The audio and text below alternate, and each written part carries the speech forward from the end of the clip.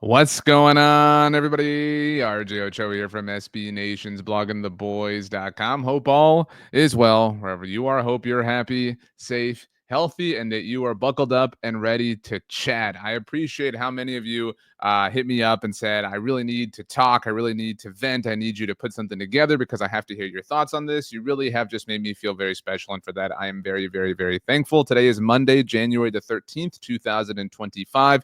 This video is exclusively on the Blog on the Boys YouTube channel, but in case you've missed it, every Tuesday and Thursday now I am doing a live show in the Bleacher Report app and here on the YouTube channel. So every Tuesday and Thursday at 6 p.m. Central Standard Time, we finally got it fixed. I will be live here on the YouTube channel as well as the Bleacher Report app. So whatever is easier for you, that will be streaming live, like I said, every Tuesday and Thursday throughout all of 2025. You can obviously catch the rewatch at your own convenience, whatever is easier for you. But this is just a standalone video because that's Tuesdays and Thursdays. Today is Monday, and the Dallas Cowboys have made a decision, and we have a lot to get to. So the Dallas Cowboys are moving on from Mike McCarthy. And I really just, kind of opening thoughts here. I have been a Dallas Cowboys fan all my life, and I trust you have as well. And I don't know that I have been as embarrassed to be a Dallas Cowboys fan as I have been throughout the last year. Now, I say that maybe you're watching this video on Tuesday. Tuesday, January the 14th is actually the 1-year anniversary of the Cowboys losing to the Green Bay Packers in the wild card round. Lo and behold, the Packers, not exactly that team in Philadelphia on Sunday afternoon. But I would say that actually, I was going to say 365 days, but it was a leap year, 366 days was maybe the most trying in my life as a Dallas Cowboys fan, the most infuriating, the most frustrating, the most depressing, the most demoralizing. And some of that was obviously Mike McCarthy's fault. Some of it, I think, was certainly not Mike McCarthy's fault. There's a lot to this, which is why we're here having the discussion. Now, is it fair for the Cowboys to move on from Mike McCarthy? Sure. I think on one hand, it's absolutely fair. And that's where I think multiple things can be true, right? Is it also fair to say that Mike McCarthy was set up very poorly, that things have been really dramatic and chaotic over the last 366 days is noted? Absolutely. I think that Mike McCarthy is a good coach. I do. I know that it's hip and it's cool and it's vogue to say that he sucks and he stinks and the game has passed him by. But I think that Mike McCarthy is the most successful coach the Dallas Cowboys have had throughout the era of the drought. So from 1996 on, I recognize that Bill Parcells did some incredible and some special things, and he deserves a lot of credit for them. I think that we can give Jason Garrett some love. I think we can give Wade Phillips some love. I think that's kind of it. I don't mean to discredit Barry Switzer. Obviously won a Super Bowl, but you get my point, especially if we look at the meme culture that the Dallas Cowboys are and how and when they became that team. I think that Mike McCarthy has really, at least throughout his era, legitimized them. He made them a legitimate football team. He did not accomplish the overall goal. He was brought in to take the team to the NFC Championship game at minimum. He did not do that in 5 years. He failed that grand test. I'm not going to deny you. All right. I'm not going to sit here and argue with you on Mike McCarthy, but I think that this perspective is important because the Cowboys are already off to a bad start on their new head coach, whoever it's going to be, the 10th coach in franchise history, the 9th one under Jerry Jones. And it would behoove them to learn. It would behoove them to say, man, we're kind of going about this the wrong way. Man, we need to figure this out. Man, we need to take a step back. Man, we need to maybe approach things a little bit differently, because even if we forget, even if we move on from everything that I just discussed, even if we just focus on the 2025 Dallas Cowboys, right? And that team has been alive now for, let's call it 8 days, if we count Monday in totality, right? Because the season ended last Sunday, January the 5th, today now, January the 13th, obviously. And the offseason is now over a week old, and they don't have a head coach. They don't. And I don't know what you believe. Maybe you believe the Cowboys and Mike McCarthy were actually hashing this out, trying to figure it out. Reports have been all over the place between all of the different NFL insiders that there were no business negotiations. There were only football conversations that happened. It's ridiculous. It's absurd. We recognize, we understand that this is a worldwide brand, but relative to the football operations that you guys have going on here, you're kind of a joke. We all understand that at this point in time. That being said, you had to get this done. You couldn't do this. You couldn't wait this long. This was quite literally the worst possible way to go about it. And that is exactly what happened with Dak Prescott and with CeeDee Lamb. I'm a Dak Prescott fan. I've said that many different times. I've had many different arguments with a lot of you here in the comments and on social media at large. A long point of mine relative to Dak Prescott was there had to be a line in the sand. There had to be a point of demarcation. I would have killed the team for letting Dak Prescott walk in what would be this year's free agency. That obviously did not happen. But what I said was you had to reach a point where you became comfortable, where you became okay with that decision. Arbitrarily, that could have been June 1st, whatever, right? You had to tell yourselves last year, if we don't get this deal done by June 1st, then we're just going to live with the consequences. And this team doesn't do that. This team is in one and out. They're hokey poking their way throughout everything and complicating everything even more so because let's just use the Dak Prescott example for a moment to live in that tangent. If they had done that, they would be moving on right now, obviously, from Dak. And again, this is a hypothetical, but at least they would have one line of logic. My biggest criticism for the Cowboys over the last year now has been that they don't have a singular North Star. They don't have one thing that they're chasing towards, whether that one thing is being all in or building or trying to compete or tanking or whatever the case may be. If you're doing one thing with all of your energy, at least you're directing everything you have towards one specific goal. But they're half in here, they're a quarter in there, they're 10% in here, they're 3% over here. It's like divvying up your recruiting points in college football 25. It just isn't making sense anymore. And it hasn't made sense for a very long time, which is why frustration has grown and reached to this point. And so that being said, this whole Mike McCarthy fiasco debacle is representative of that disposition. And the fiasco and debacle isn't that the Cowboys are now without Mike McCarthy. You may be fine with that. You may be cool with that. I maintain that at the very least, the way they went about this was incredibly unkind and incredibly unprofessional. Not because Mike McCarthy's won a Super Bowl, but because Mike McCarthy's a human being and deserves better than that. The way the Cowboys treated him, not just over the course of the past week, but over the course of the last year, is really, really deplorable and really embarrassing. And you can sit there and you can say, and you might, that, oh, Mike McCarthy has a contract and he's an adult. And that's true. And I can't argue with you in an objective sense. But in a quid pro quo kind of world where you're trying to hire coaches and you're trying to have them work for you and you want a symbiotic relationship, it just seems kind of stupid and childish to act the way that the Cowboys have. And it appears, if we read between the lines a little bit, this is a little bit of guesswork on my part. It appears that Mike McCarthy said, you know what, man, like, I'm sick of this. The Bears want to interview me. The Saints, it's been reported, have interest in him. I got teams who are willing to talk to me, and that's what separated Mike from Jason Garrett. And I don't mean to take shots at him, but Jason Garrett had no option other than to be the head coach of the Dallas Cowboys because they were the only team that would allow him to do so.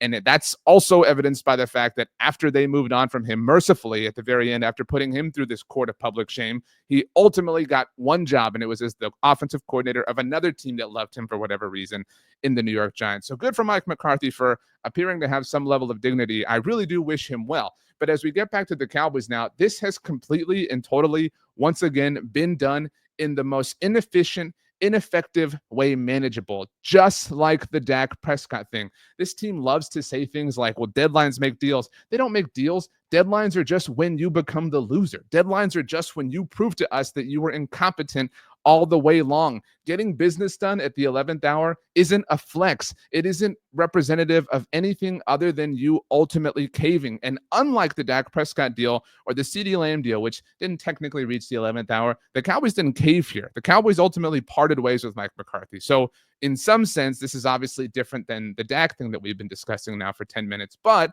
because the Cowboys went about this and dragged their feet, they've now really contaminated their next head coach, their next head coaching search. And maybe you don't feel like what I'm about to say is a big deal. But again, when we look at the totality of it all, when we examine the whole of everything, when we look at the big picture and who the Cowboys are, I think any benefit of the doubt that this team would or could have had has been burnt up. So all of the negative assumptions or negative ideas or negative theories are much easier to believe because they have lived that out and been that team over and over and over again. So let's take a look at the homepage over at bloggingtheboys.com. If you're not checking this out 24/7, 365, I consider it a personal offense. This is what the homepage looks like right now. As you can see here, Monday morning started with a report from ESPN's Todd Archer. Todd noted that the contract length was a difficulty. The incentives that Jerry Jones had talked about was an issue. This was the exact quote from Todd Archer. This was when McCarthy was still actively the head coach. After the season-ending loss to Washington, Jerry Jones mentioned an incentive plan when it came to coaches. The idea of a coach having to be on an incentive plan is insanely stupid and childish, but Jerry Jones thinks that the Cowboys are above all, so he said it. So that was Monday morning. Then we had this article go out about Cavante Turpin, and it's unfortunate that he got buried by all of this. He should be back. At least we all hope he is.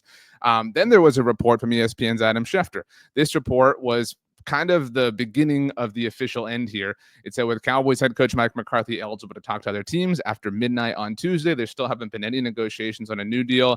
It's looking like he will indeed become a coaching free agent. That was Monday morning. Like an hour later, we got the official word as first reported by NFL Network's Tom Pelissero. And I'm going to stop right there because I find this to be important. And I think this is why you like tuning in to listening to me talk about the Dallas Cowboys. And I don't say that narcissistically.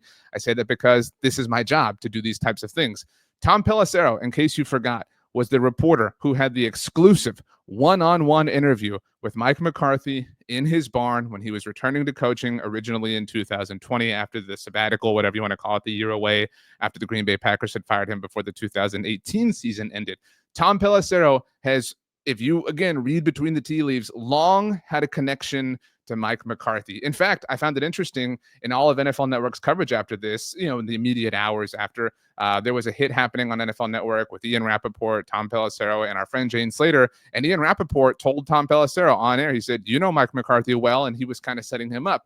And my point is, Tom Pelissero being the one to break this news would suggest to me that Mike McCarthy was the one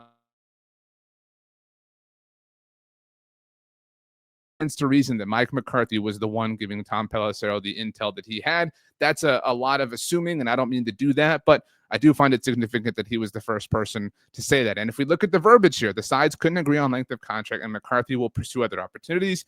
He leaves Dallas with a winning record and 3 playoff appearances. Okay, so that's all kind of the general gist of what we have going on. I do want to break this part down before we get to some candidates. All right, this has been talked about ad nauseum in the day that has kind of been since the Cowboys and Mike McCarthy officially were moving on. This is something that Adam Schefter said on SportsCenter on Monday afternoon. Take a look at the timing of what Dallas did here, because now there is a window to be able to talk to Lions offensive coordinator Ben Johnson, Lions defensive coordinator Aaron Glenn, Chiefs offensive coordinator Matt Nagy, Chiefs defensive coordinator Steve Spagnuolo. Continued, if you wanted to talk to any of those 4 coaches, the time to do it was last week. Now the Cowboys cannot even speak to them until after their season ends. If either one of those teams were to advance to the Super Bowl, talking about Detroit or Kansas City here, the soonest the Cowboys could talk to any of them would be February the 10th. A reminder that today is January the 13th. Let me close this ad. I know that's kind of bothersome in the background. So essentially, they limit themselves there. Mike Vrabel gets the job in New England. Bill Belichick's in North Carolina. So there are any number of coaching candidates that by the timing of the Dallas decision, the Cowboys could not consider or could not speak with. And then he had a little bit of a monologue about Mike McCarthy, and he returned and saying the Dallas Cowboys, with their timing, essentially put themselves at something of a disadvantage. And now they're playing catch up with the rest of the teams that have openings. Now, I've written this many different times, but a reminder that in between the time in which the Dallas Cowboys began their Mike McCarthy decision and ultimately made the decision, or Mike McCarthy made it, or whatever you want to believe, the New England Patriots fired Gerard Mayo, conducted a coaching search, if you want to call it that. I know that we have opinions on that, but in a literal technical sense, conducted a coaching search, discussed the opportunity with several candidates, came to the conclusion on one. Again, I think we all believe that they wanted Mike Vrabel for a very long time. But that being said, came to a conclusion, agreed to terms on a new contract with Mike Vrabel, had him in the building. And actually, Mike Vrabel's introductory press conference with the New England Patriots happened like an hour after this news all broke on Monday. So think about that for a second. The Cowboys, if they wanted to, and you may believe, and I'm not going to fault you for that, but you may believe that Mike Vrabel was never going to be a realistic option for the Cowboys because of his history with the Patriots, and that makes sense. I'm not here to fight that fight.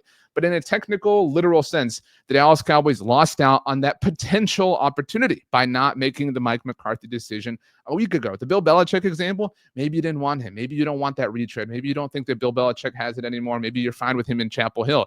But again, the idea still holds water that the Cowboys costed themselves an opportunity to interview, discuss whatever with Bill Belichick. Now, it is worth mentioning as we begin to get into the Lions and Chiefs of this all that last week, the Athletic's Diana Rossini said on Pardon My Take that the Cowboys have reportedly been doing behind the scenes work on head coaches for a few weeks now. I do think it's kind of silly to assume that the Cowboys haven't had any internal discussions about any potential non-Mike McCarthy options. But again, we're here to discuss the facts. And another fact of the situation is that the Lions and Chiefs are obviously the 1 seeds in the playoff picture right now in the NFL. They were obviously on bye last week. Now, I'm recording this video on Monday afternoon. The Monday night wildcard round game technically still has to be played. It might be over by the time you're watching this, but at this moment in time, that game has not happened. So wildcard weekend is technically still alive. Now, because of that, technically, the Cowboys could request to interview any of the staffers on Detroit or in Kansas City before the conclusion of the Monday night game between LA and Minnesota. I think we all think that that's pretty impractical just based on the timing of everything. And plus, they all now have games to prepare for. So they're kind of focused on their divisional round matchup games. But that being said, in all likelihood, this game is not going to, be the opportunity for Dallas to interview these coaches. And because the Cowboys did not interview them last week, they now can't until February 10th. That's after the Super Bowl. Now, if you are a team who did interview Ben Johnson, Aaron Glenn, Matt Nagy, or Steve Spagnuolo, it had to happen last week, as we talked about, right, in the quote that I read from Adam Schefter.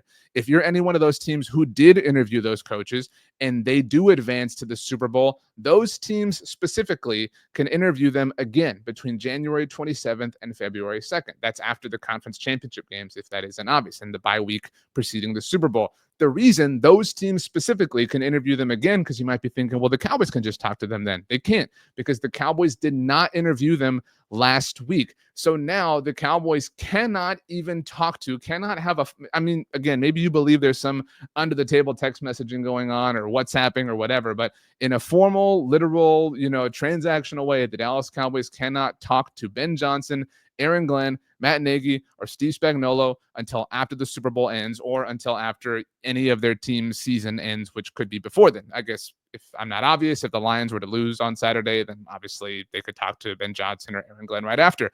And I think this conversation is more relevant to the Detroit staffers. No offense to Matt Nagy or Steve Spagnuolo, but I think just my initial kind of gauge on Cowboys fans is that the preference is clearly Ben Johnson, but that Aaron Glenn, former Cowboy, by the way, are the preferred candidates if we're allowing ourselves to dream. I know that we're all afraid to based on, I don't know, literally everything. But that being said, think about that now. Let's just kind of talk about the Ben Johnson of it all. Say you're not afraid to dream. Say you are willing to dream. You're willing to open yourself up. You're willing to open your heart up and just kind of let yourself be heard again.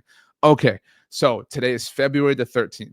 The Cowboys cannot even talk to Ben Johnson until February the 10th if his team were to make the Super Bowl. And I think, it's fair to reason that could happen. So let's live in that world. Let's live in that example. Let's live in that hypothetical. The Lions at least reach the Super Bowl. That means the Dallas Cowboys have to go a month without talking. Just talking to, because that's not even a guarantee, right? They could talk to Ben Johnson on February 10th and he could say, I like the Chicago job better. I like the Jacksonville job better. Or I'd rather go back to Detroit. We just won the Super Bowl or whatever. You know my point. And that being said, that's kind of a horrible situation to be in. That's kind of a disaster of a situation to have happen to you that was completely and totally self-induced. So now we're looking at a situation here where the Cowboys are maybe going to hire somebody, pick whoever you want, right? Call it John Gruden or Ron Rivera. I don't care, but maybe they hire somebody without even interviewing the top coaches currently on the market. Think about that. Like, wouldn't you be really upset if the Cowboys hired somebody, whoever it is, pick a random name like I'm saying, and didn't even talk to Ben Johnson, didn't even talk to Aaron Glenn? That would be malpractice of the highest order. But again, given where we're at, that is kind of chalk and kind of par for the course. So that's one opportunity, one hypothetical. Another hypothetical is that the Cowboys are so just full of themselves, confident we can get Ben Johnson, we can get Aaron Glenn, and they wait and wait and wait and wait, and they don't hire whoever, and the John Grudens and Ron Riveras of the world find other jobs, and the other gigs fill up, and then Ben Johnson says, I'm good, or whatever the case may be, and you're left as the ultimate bridesmaid. That's kind of what happened to Washington last year, which is funny enough, because I think they're pretty thrilled with the way things turned out. Bear is getting comfortable on the couch in the office, but it worked out for Washington. Who's to say that there's a Dan Quinn out there waiting for you, even though there was a Dan Quinn waiting with you this time a year ago? So the whole thing is incredibly incredibly toxic. I mean, I just cannot underscore enough how ineffective and inefficient the Dallas Cowboys have been about this. If you were going to move on from Mike McCarthy, you should have done it last Monday. There was no incentive in waiting to do so. And if you weren't going to move on from him last Monday because you thought you could reach a deal, then you should have just reached a deal, because it's just money. And if it's contract length or whatever you're worried about, there's no salary cap. There are no financial ramifications. If you wanted to bring Mike McCarthy back to any degree and he said, I want a 4-year deal, and you wanted a 3-year deal, you do the 4-year deal. Because if you want to fire him next year, it's just money. And you tell us over and over and over again how money doesn't matter. You would write any check to win the Super Bowl. So my point to you is that once the Cowboys made the decision, and they seemingly did at any point last week, that they wanted to bring Mike McCarthy back, even if they just barely wanted to bring him back,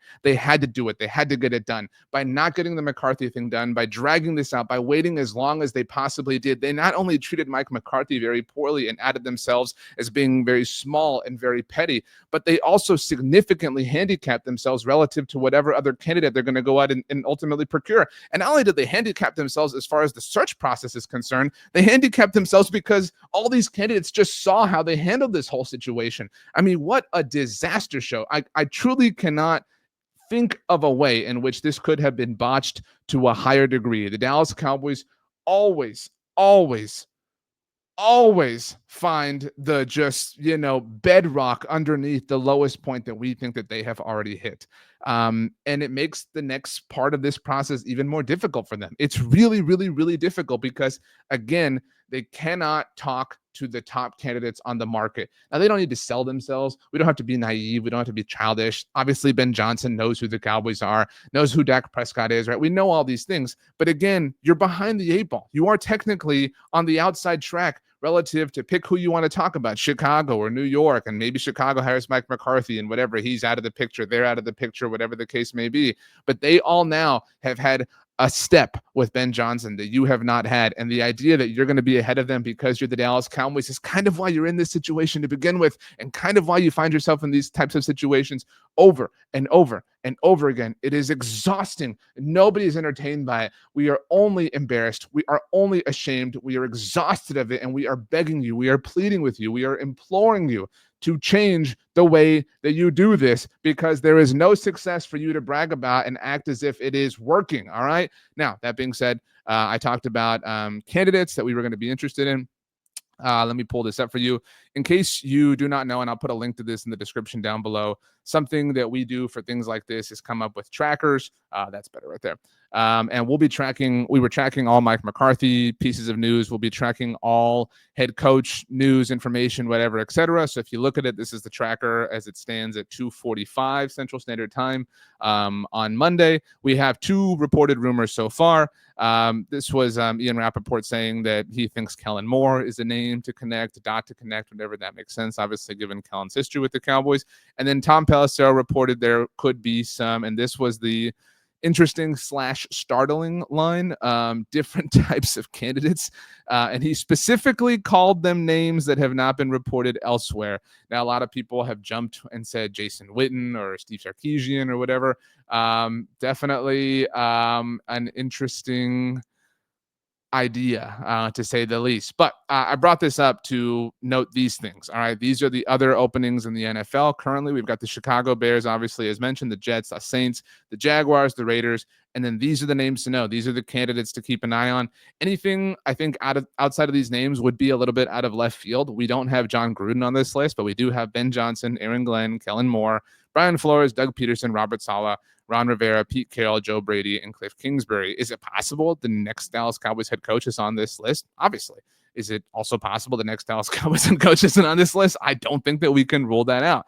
This has been, just a disaster to the highest order. And beyond being a functional disaster, it was also not cool the way the Cowboys treated Mike McCarthy. I stand by the fact that Mike McCarthy is the most successful coach who the Cowboys have had throughout the drought. I agree with you that he was not perfect. I even agree with you that they should have moved on at some point. I said, go watch the videos from a year ago. I said then, after the playoff loss of the Packers, that they should have moved on then. but they didn't. They purposefully trapped themselves, trapped their team, trapped their staff, trapped all of us in this purgatory, not over the course of the last week, not just in the time that they were hashing out these decisions and these discussions with Mike McCarthy. They trapped all of us and everyone here in this purgatory since last year by not making this move. It's ridiculous that we have been here still, that we are still here, that the playoff loss, that a Green Bay Packers team who looked broken on Sunday delivered this team over a year ago. I guess a year ago, I was the point I made earlier, that is still something that they are experiencing the ramifications of. I mean, it is, I don't know of a time that they've been down this bad. I mean, and look, if they hire Ben Johnson, if they pull that off, then I think we're all willing to come back a little bit and get back on the horse, as one of my Twitter followers noted to me, to a small degree. But man, they really have to do some work. And I know that we've said that before. I know we've talked about it many times, but they have to do some work to earn some benefit of the doubt back with us, because even this new process, even this new era, this new regime, they're already starting off on a left foot, as mentioned, with the fact that they can't even talk to the Lions or chief staffers for a month because of their own indecision, their own inactivity, their own reluctance, their own sabotage, their own handicapping. It's unbelievable. Yet somehow, some way, it was completely and totally predictable. My name is RJ Ochoa. You can follow me on Twitter, Instagram, and Threads at RJ Ochoa. I'm admittedly not sure what's happening with TikTok, but if you want to follow me there, you can. RJ.Ochoa is how. RJ.Ochoa at SBNation.com is also my email. You can also leave me a comment down below, and I'll do my very best to get to those as well. Remember, Tuesday and Thursday, live, 6 p.m. Central Standard Time. If you can't watch it live, obviously catch the rewatch. It's going to be a busy couple of weeks, obviously, as we're tracking coaching candidates and things like that relative to the Dallas Cowboys. So make sure to subscribe so you don't miss a single thing. Make sure to follow me on social media, and make sure to have a wonderful day. Thank you so much for hanging out. See you next time.